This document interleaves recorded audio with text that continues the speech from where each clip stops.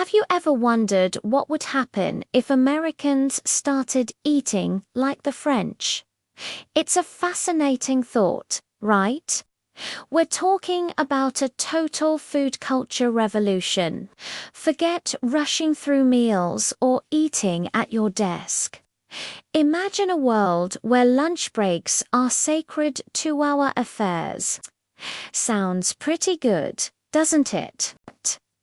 Let us dive in and explore what America might look like if we all embraced the French way of eating. First off, our entire daily schedule would change. In France, lunch isn't just a quick bite. It's a social event, a moment to pause, savor, and connect. If this took hold in the US, the 9-to-5 workday would be completely transformed. Companies would need to build in long, leisurely lunch breaks. Picture this: city parks filled with people enjoying multi-course meals, colleagues chatting over a plat du jour at a bistro instead of a hastily eaten sandwich over a keyboard.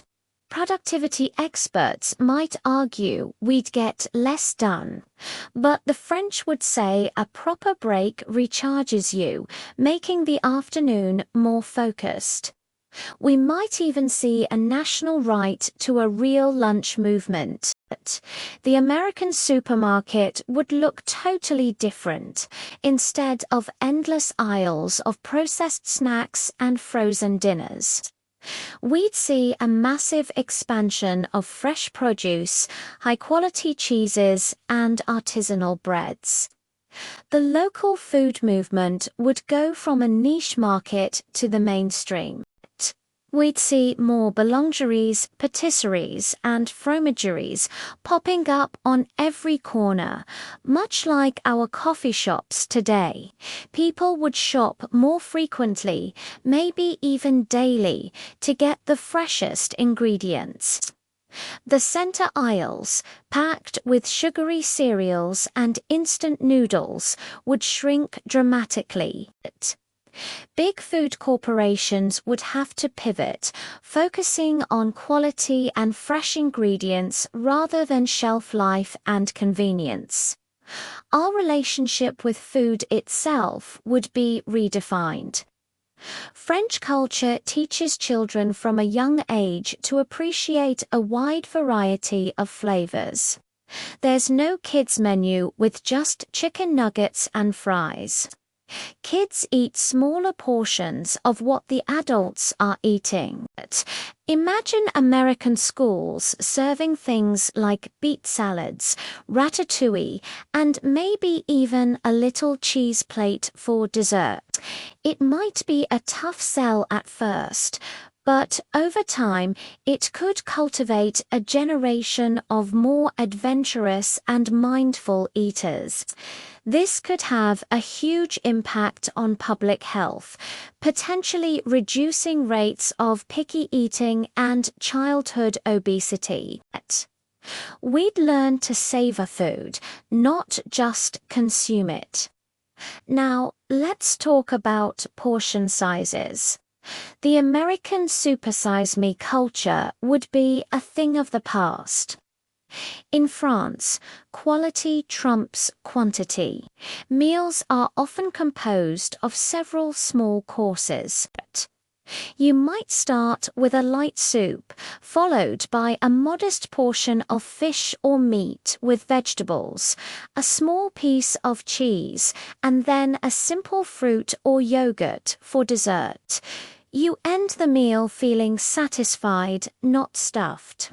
If this became the norm in the US, restaurant plates would shrink. We'd likely see a significant drop in food waste, and our waistlines might shrink too.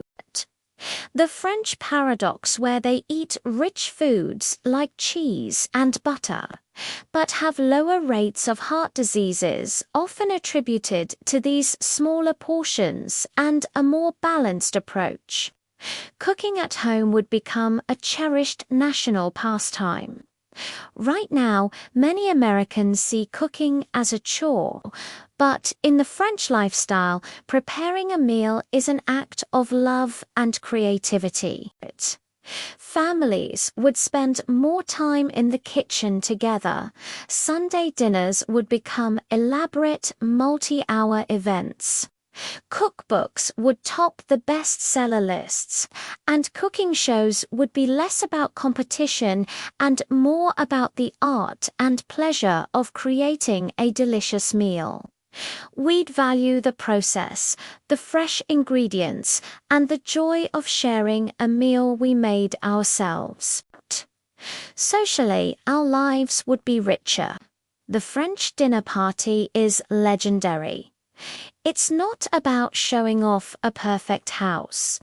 It's about good food, good wine, and great conversation that lasts late into the night.